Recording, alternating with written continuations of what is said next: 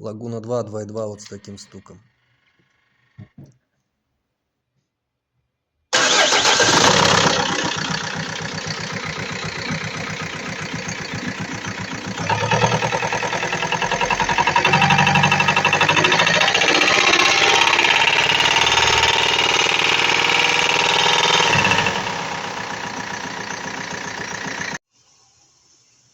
Подняли клапанку. В общем, причиной была поломанная ось коромысла. Вот. Резьбу вырвало, поломала коромысл в двух местах.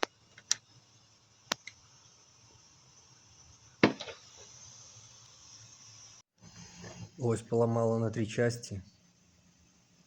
В 2 местах нужно восстанавливать резьбу. Новая ось будет с разборки.